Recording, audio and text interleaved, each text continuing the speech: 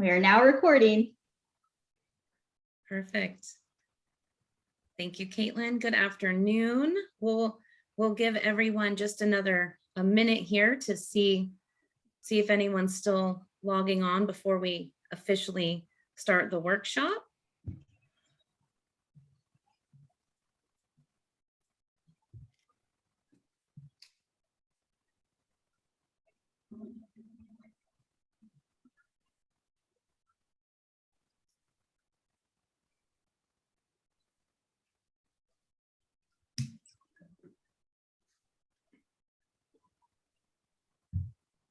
Great, I see some attendees, so I think we'll go ahead and get started. I'd like to welcome you for joining our Redistricting Community Outreach Workshop this Sunday afternoon.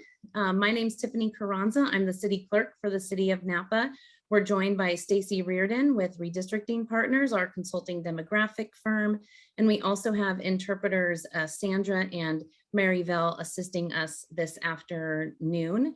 I'll go ahead and begin with a quick announcement that live interpretation is available this afternoon via a Spanish channel. In addition to an English channel, you'll want to select the language, the best appropriate language for you via the translation button at the bottom of your screen. In the Zoom screen, you'll see on the bottom right a button that looks like a globe, and you can simply click on the globe and then select the language channel which you prefer.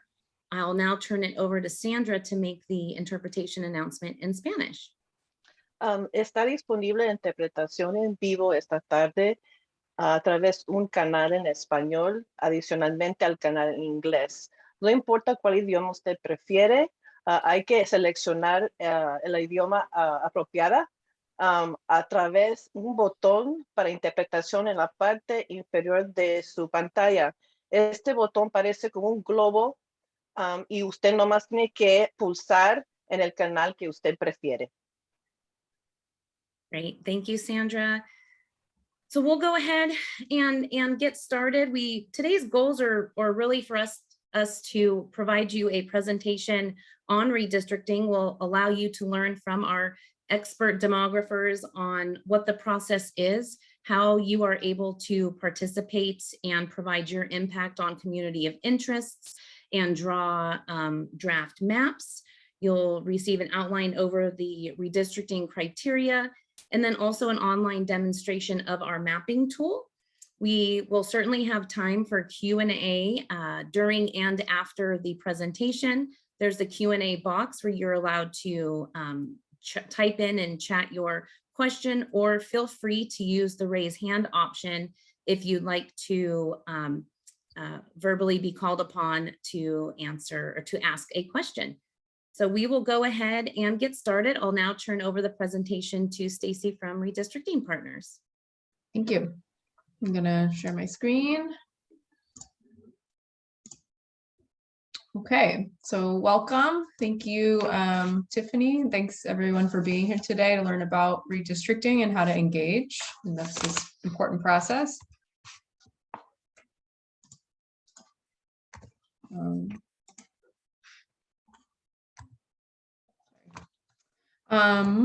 So things that we'll cover today. So we'll talk a little bit about redistricting basics.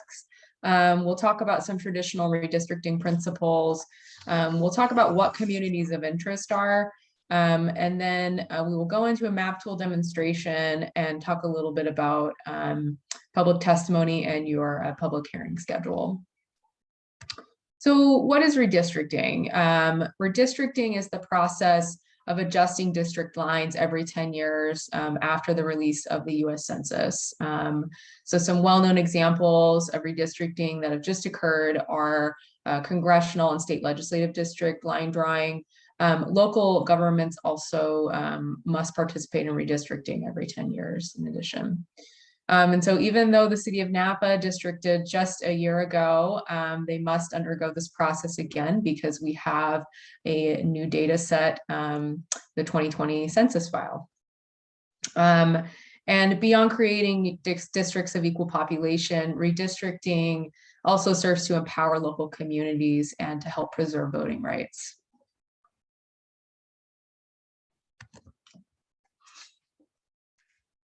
So there are a number of criteria that have been used to define redistricting, and these are redistricting principles that we will be discussing now, and they really help us when we do draw lines to prevent a district from becoming a gerrymander. They also help us follow the Fair Maps Act. So the first is that districts must be a relatively equal size, and when we talk about people in a district, we are talking about people and not citizens. We're counting people that are physically residing in that area. And of course, that's based on census data. So every person under the Constitution needs to have equal representation. And so that is why it's based on people.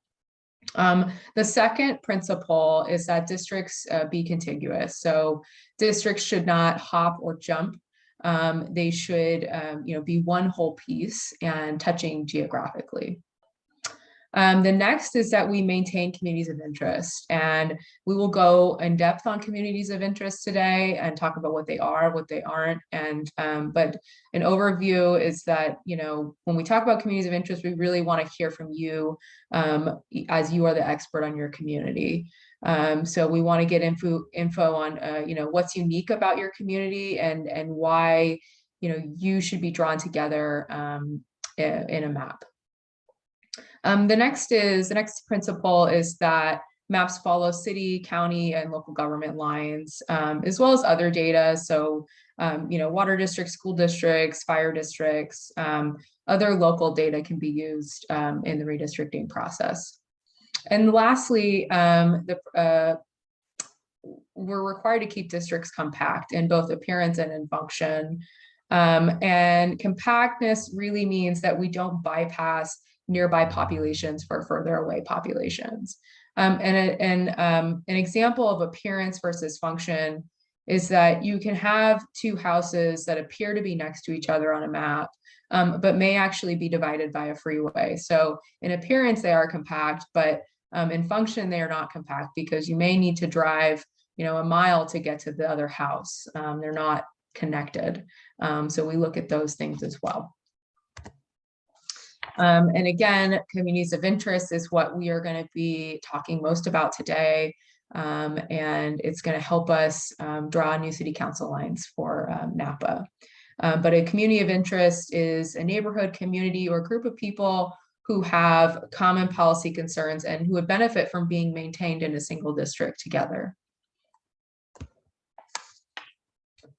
When we talk about criteria for communities of interest, it's really subjective and as open-ended as possible. And the reason for that is because we want it to be inclusive.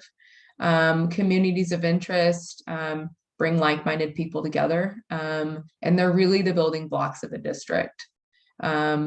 A community of interest includes ethnic and language minorities as an example, as well as other groups. And I'll show you in the next couple of slides some examples of communities of interest. And communities covered by the Voting Rights Act are Latinos, Asians, and African Americans. And while communities of interest may include race, race cannot be the predominant factor for drawing a district unless there are Voting Rights Act considerations. So here are some examples of communities of interest. You have, cultural amenities, religious facilities, geographic features, school districts, tourist areas, downtown areas, urban areas, things like that, creative arts communities. These are all communities of interest. But of course, we're not limited to just this list. Communities of interest are, there's many, many more examples of communities of interest. These are just really a few examples. And generally speaking, if you can make the argument that your community is a community of interest, it likely is one. So what is not a community of interest? The Fair Maps Act explicitly prohibits these groups from being considered as a community of interest. These groups are political party affiliates, incumbents, and political candidates. Under the Fair Maps Act, we cannot consider these as communities of interest when drawing lines. That helps us prevent a gerrymander. It helps us prevent a situation where you have one of these groups unfairly favored over others. And it also is hard and redistricting to truly utilize groups of similar-minded people who don't share a geographic location or are citywide. And I'll share an example about that later. But I think a good way of putting it is, if 80% of the city of Napa is a community of interest, we obviously can't draw them all into one district that would be of equal size or relatively equal size, because we have to draw 4. So a few questions to ask yourself when you're thinking about your community of interest that may help. So first is, does the community have a shared culture, characteristics, or bond? So for communities of interest, personal stories are really impactful. They're really important.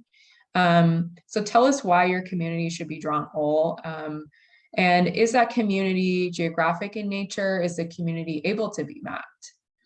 And then thirdly, describe the community's relationship with the jurisdiction and how it's affected by policy decisions made by your city council.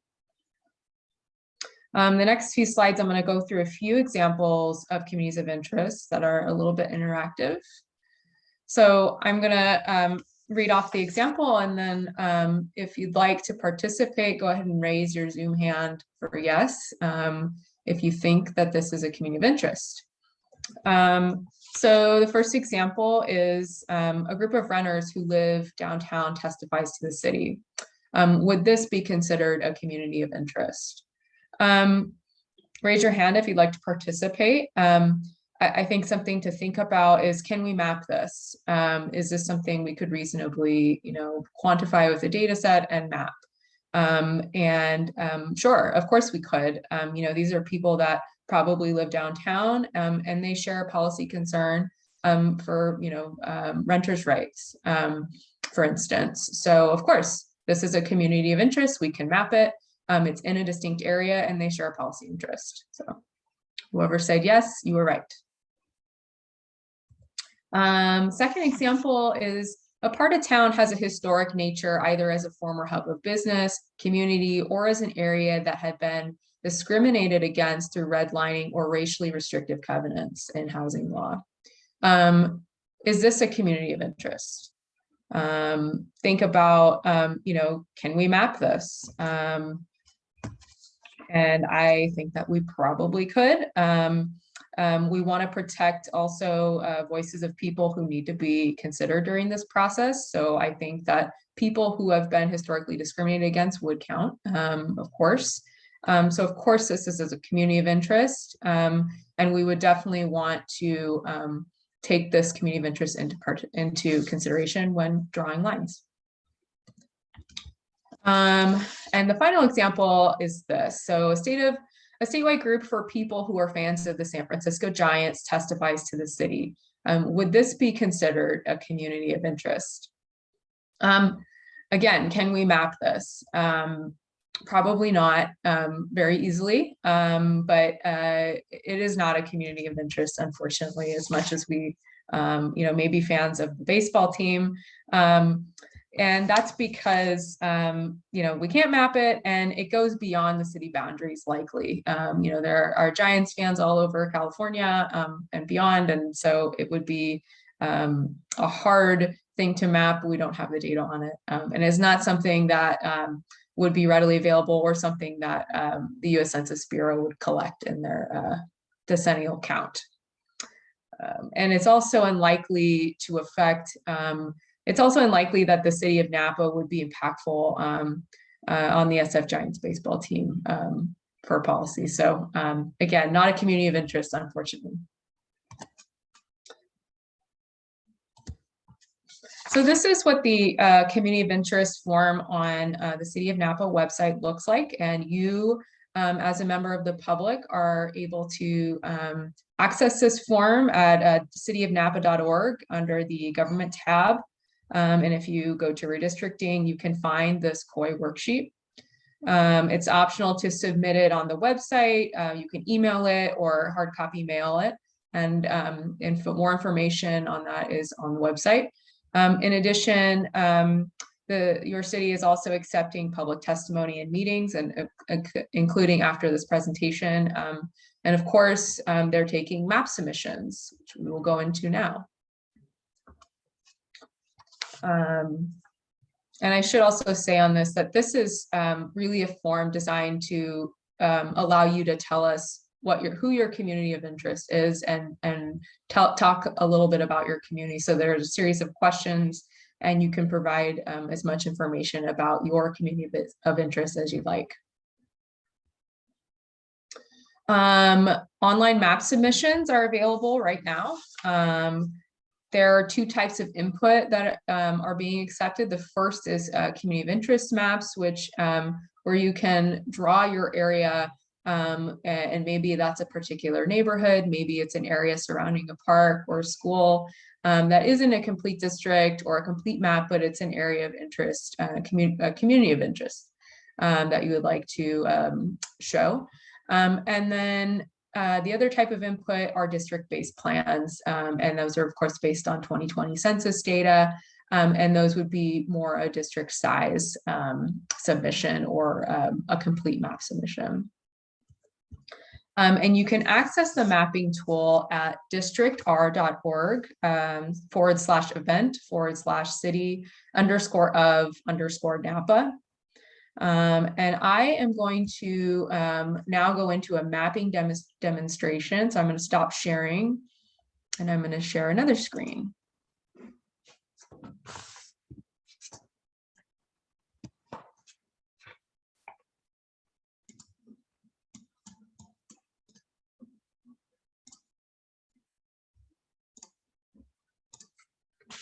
Okay.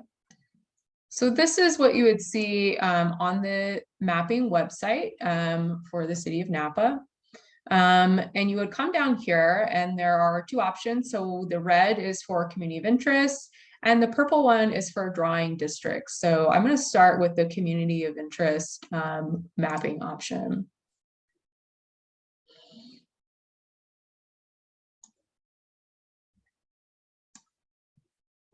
Okay, so this is the City of Napa. As you can see, it's outlined in those black lines here. You can use this, your cursor, your hand, it should pop up with this hand, as you can see, and you can move the map around this way. You can also zoom in and out here and move around. Also, if you have a roller on your mouse, you can use that to zoom in and out. Up here on the right corner, you'll see there are some tools. So the first is a paintbrush, which we'll be using to draw. You can choose the size of your paintbrush, and based on the size that you choose, it will select more or fewer census blocks per brush stroke. So I'll just go down to the smaller one. Just so you can see each little selection that has highlighted is a census block. I'll go ahead and demonstrate just a little bit what you can do. So say for instance, my community of interest included sort of this northern part of the City of Napa. I could go through and fill in some of these census blocks like this. And if that was my community of interest and this was where I felt like my community existed, I could submit that. I could also use the erase option, and if I wanted to take some of this off, I could do that.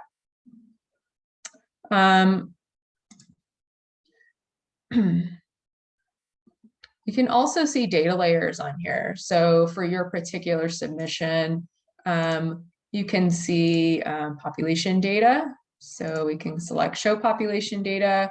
And this is a indication, this is a shading option where it shows you where more densely populated areas are.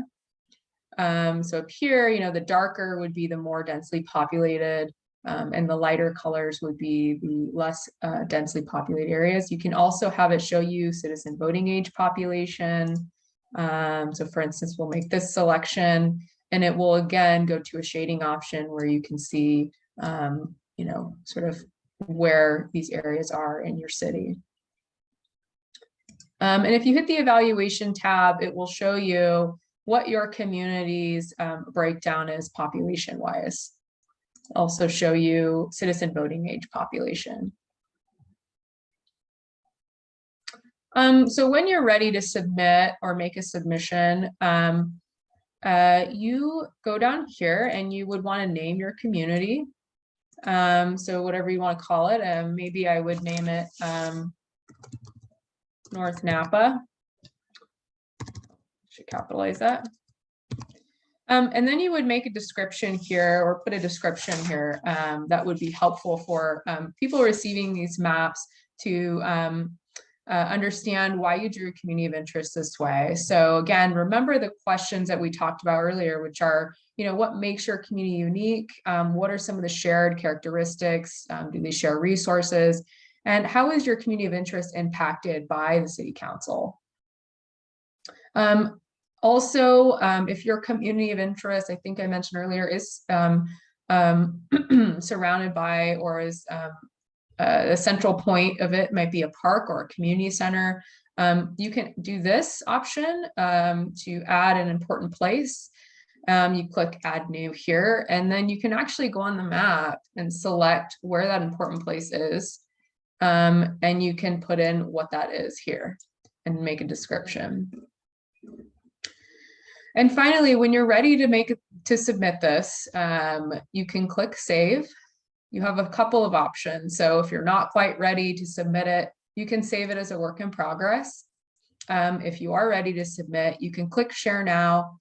You can type in the name of your community of interest. You actually don't have to type anything in. Everything has a unique ID, but it is helpful to differentiate if you do have a plan name. And then when you are ready to submit, you can click share to gallery and it will be posted online.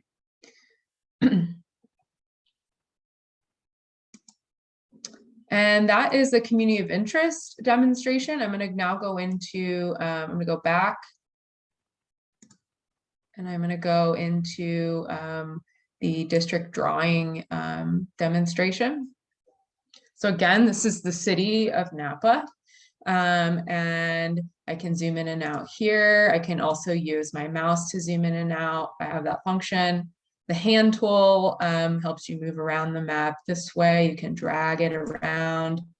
And then, of course, you have your paintbrush option. So you have 4 districts here. There are 4 city council districts. So we're going to be starting with this first one here, this blue one. And it's indicated that you're going to be drawing the blue one because it's a circle. The rest are squares. So you have the blue one selected. I highly recommend before you start drawing that you click this option here, the lock already drawn districts, and that will become apparent in a moment when I switch to another district. So I'm just going to go ahead and draw my first district here, and this will be District 1, I believe. And I just want to also point this out while I'm doing this. So over here where you see population balance, the ideal per district is 19,853 people about, and it will show me how many people are in the district that I'm drawing and what the deviation is that I'm at. So it's super handy when trying to draw equally balanced population districts. Let's see. I'm just going to go here until I get up to about the ideal.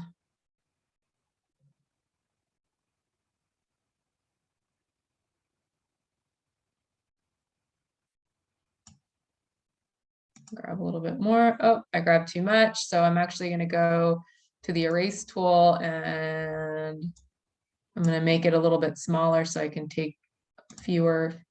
Yeah, so we're about here. So this is an acceptable, I should erase this too. This is an acceptable deviation, 3.8%. And we're in for a total of 19,099 people.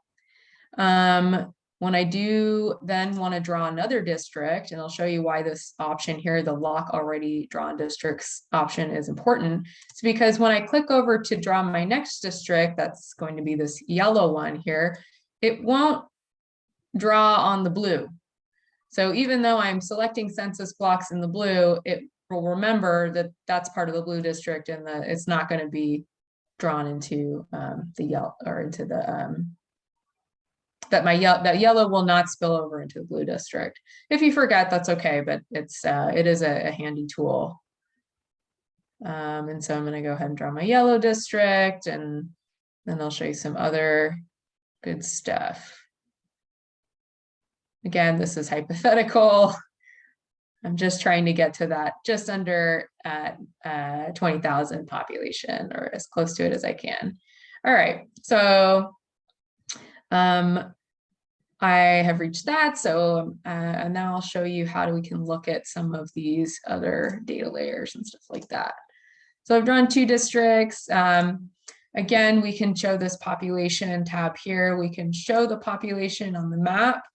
So we'll show you, the darker colored areas are where it's more highly densely populated. You can also see citizen voting age population. You can click down, you can click for ones that you'd like to see in more detail. And again, they have this shaded regions. So it's helpful to be able to visualize where more densely populated areas are for your selection. And then of course the evaluation, when you go to the evaluation, it will show you per district sort of the breakdowns. And then you can also see this is in voting age population breakdowns as well. You can do some comparisons if you'd like to do that.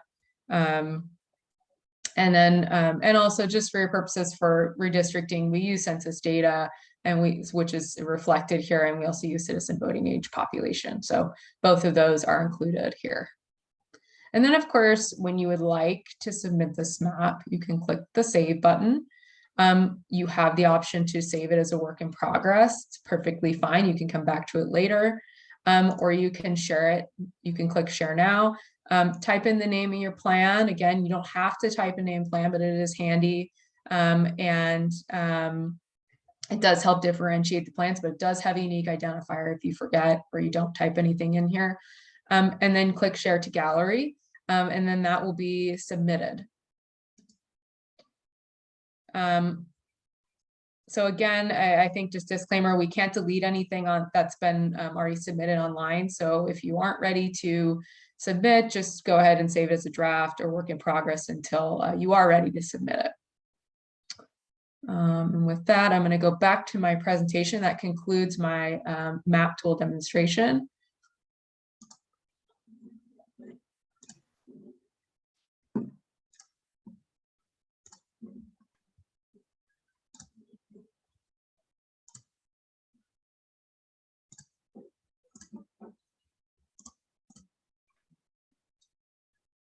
And I'll hand this over to Tiffany.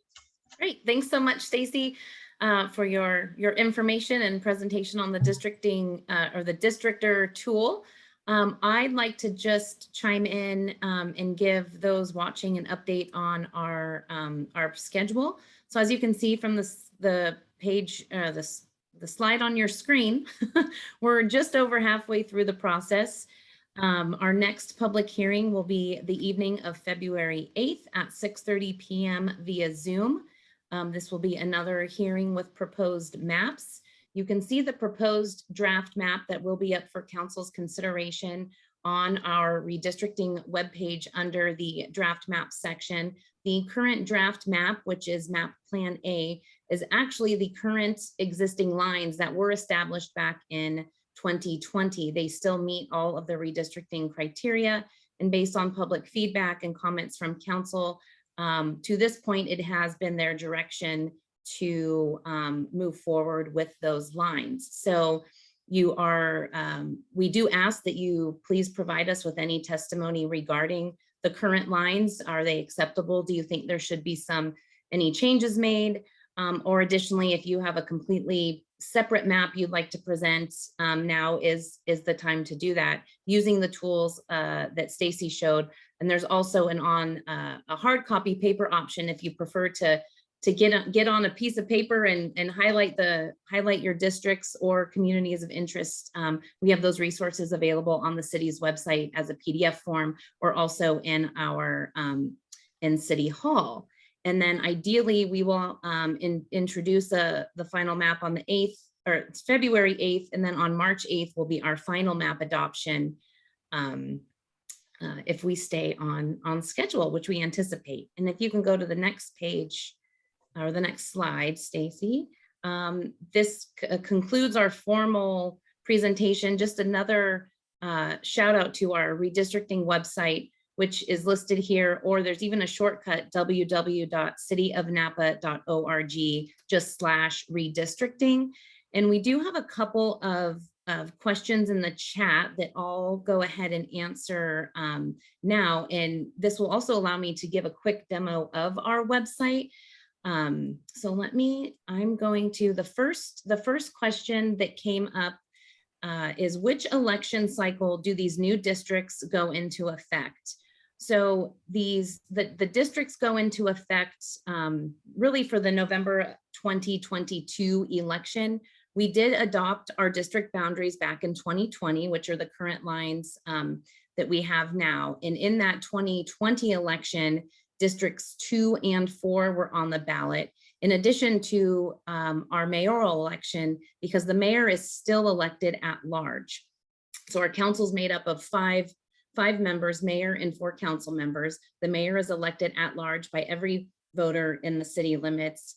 And then now, once we transition to districts, then districts 2 and 4 were on for 2020. And then in November of 2022, you'll be voting, those members living in districts 1 and 3 will be voting. You will not see the mayor on your ballot, because that won't come around again until 2024. So I hope that answers that question. And then the additional question was, how do I find out which district I live in now? So I'm going to go ahead and attempt to share my screen. If you can tell me, do you see the city's webpage on the screen? Okay, I'm getting a thumbs up. Perfect. So as Stacy mentioned in her presentation, you can log into just cityofnapa.org, hover over government, and go down to the redistricting page. And this will bring up the redistricting website. There are many resources on this page that overview the entire process we've undergone in this redistricting process. So we have our FAQs, we have our schedule, we have news, community of interest worksheet. This is where you can have access to those online links to complete your form in English or Spanish. The draft map page, I'll just click on this real quick so you can see that in advance of our public hearings, the maps for council consideration have been posted here. There's also a link to the district or public gallery. And unfortunately, we have not received other maps yet, but if we were to receive, or when we do receive draft map submissions, for example, just sent to us via email, or if we get a PDF copy that's turned in, we'll scan it and we'll post it online here. There's also the draw map. This is where you have your access to the districtor tool. And as well, if you scroll just a bit, there's a PDF version of the map as well. And then we have a recorded demo similar to the one Stacy just provided. And then last but not least, and in addition to, or to answer the question that was submitted, find your district. If you click on find your district, it will pull up, eventually, we'll pull up the city's map in a GIS form where you can enter in your address and click OK. So here's the map. You can enter in an address. I'll use City Hall as an example. It pulls right up. It's going to zoom in. And here you can see, if you scroll out a bit, you can see that the city hall is in District 4. So that is how you will are able to locate which current district you live in. And after the new map is adopted, the lines will also will remain, the map will be updated. So there's that. Are there any other questions? This is now your opportunity to ask myself or Stacy with our demographer team any questions. I don't see any other hands. I will say again, please feel free to join us on February 8th for our next hearing. The resources page on our website, I apologize, I didn't go to that, but that has links to our past meetings, staff reports, all of the public testimony that's been submitted. So if you do want a little history on the process, please feel free to go there. Our recording of this workshop and all of our other workshops will be posted on the resources page as well. So hopefully if you have your questions, you can get them answered. Additionally, there's an email address that comes right to the city clerk staff regarding redistricting. It's redistricting@cityofnapa.org.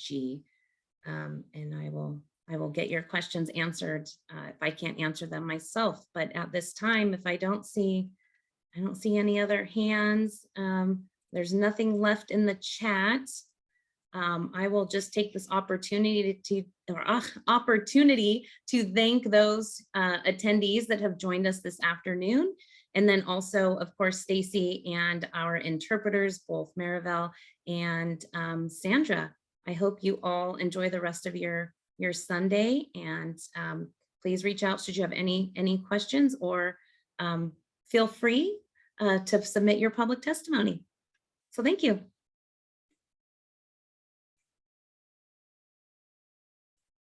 Thank you.